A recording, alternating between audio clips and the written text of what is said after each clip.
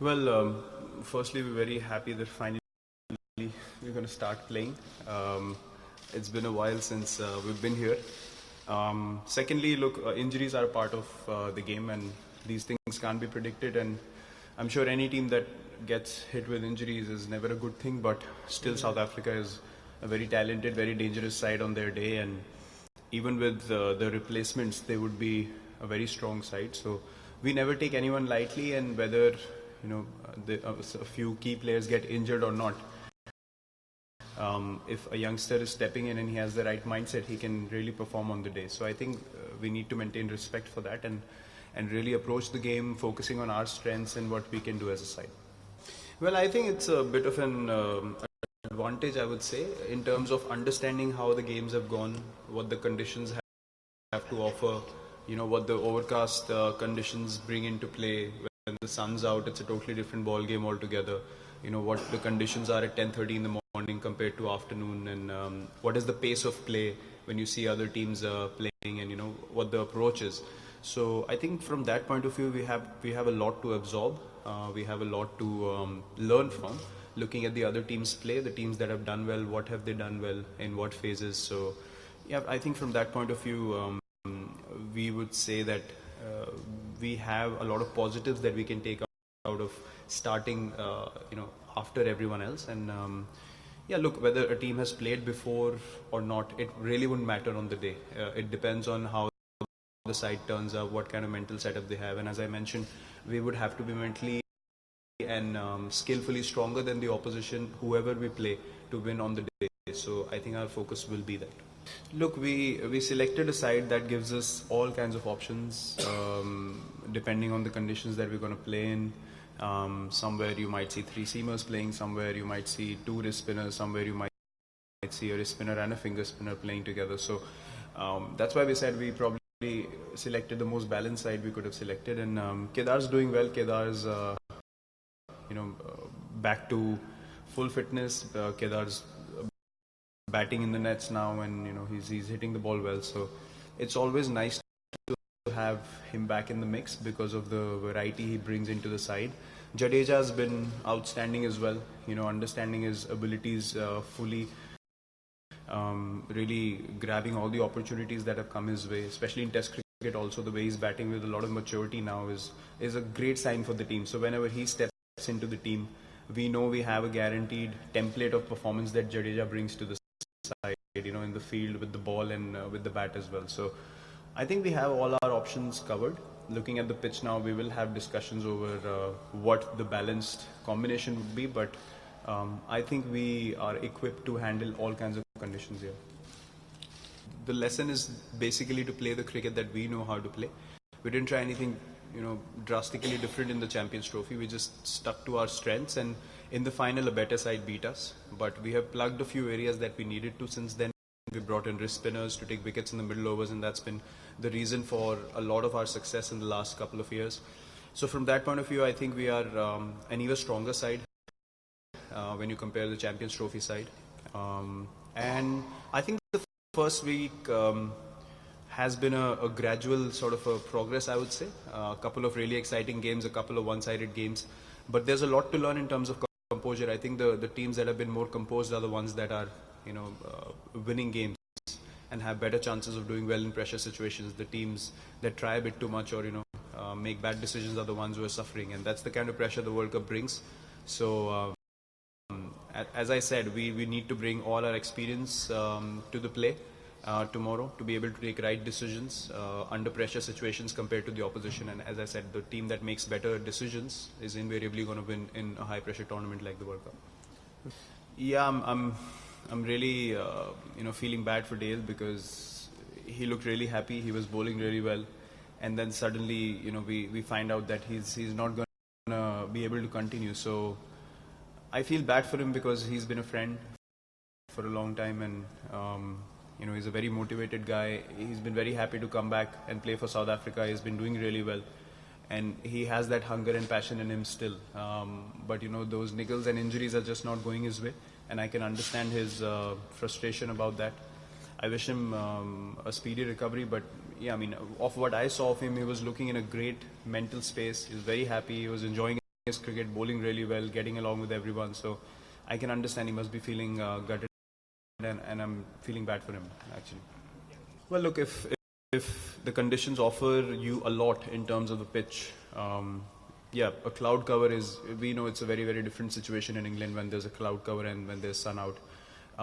With two new balls, if the pitch has something to offer, then, an extra seamer comes into the play big time. But even on a good pitch, on a batting friendly pitch with two new balls, I foresee at least the first 10 overs to be still challenging if there's a cloud cover, because we're playing in England and the ball tends to do a bit more than any other place in the world. So I think it will definitely be challenging starting at 10:30 in the morning for the batsman, and that's something that we've discussed and we've recognized how to go about it, what are the plans, heading into being a bit more solid in that particular phase. And from the bowling point of view as well, even if we play with two spinners or two seamers or three seamers, they are going to be in the game in the first half if we start at 10:30. So I think the dynamics will change from morning to afternoon big time, and the bowlers will have to adapt very quickly to that. Yeah, looking at the length of the tournament and the format of the tournament, yes, it will be tough for any captain, including myself, playing 9 games. It's a long tournament, you're playing every side once, and you have to think on your feet. You have to adapt very quickly. It's not a bilateral or you're not playing, a team twice where you can play them once and plan again and come back and play again. So you have to be precise. You have to think on your feet on that day, make good decisions, and stay ahead of the 8 ball. So from that point of view, yes, it will be a very, very challenging tournament, and as I said, something that I'm really looking forward to. Well, I've played against Kagi so many times, and I think if anything needs to be discussed, we can discuss it man to man. I'm not using a press conference to answer anything. Whether Ngidi plays or Stain plays or not, Rabada is always going to be a world-class bowler and a threat to any side he plays against, because he has the kind of passion and he has the kind of skill set that he can, on his day, go through any batting order. So we played well against him in the past, and that's only been because we've been respectful of his skills, but at the same time we've been assured and sure of what we want to do as batsmen. So I think against guys like Rabada, who are on their day, as I said, can turn up and bowl outstandingly well, you have to be respectful but have that self-belief in yourself as well, and that balance will be very crucial. Whether he plays with Dale and Ngidi or by himself, he's always going to be a skillful bowler. So we always need to respect that and then find ways of scoring against him. Look, personally, I would tell you something. I've had great IPL seasons, and I've entered playing for the country, and I felt like, I feel like I'm just gonna dominate this tournament so much, and then you can't put bat to ball. So every tournament, every game that you play has no connection to what you've done in the past. You can only take out the positives and the learnings and take it to the next tournament or game that you play. And whether you've done well in the IPL or you haven't, you still have to work hard. And to me, IPL has no connection to the World Cup. Mentally, skill-wise, yes, if you played well, you want to stay in the same zone, probably look to do the same things. But he's a guy who's done so well in the last 2 years. I don't think 3-4 games of a T20 tournament will do anything to harm his confidence or hamper his confidence. We know when he pitches the ball in the right areas, the batsman has to make better decisions, otherwise, you're walking out. So that's been his strength. And he's back to bowling at his best. We saw that in the second game. In the nets, he's bowling really well, attacking the stumps all over again. His variations are spot on. He's pitching the ball in the right area. So I see batsmen having to take better decisions against Kuldeep rather than the other way around. Look, as I said, if the pitch allows you to do that, you will want that 20-30 run advantage. But if the pitch doesn't allow you to do so, I think we'll have to respect the conditions also, which will be a very, very crucial factor. We can't say just because a few games have been high scoring that we need to go out and necessarily get 350.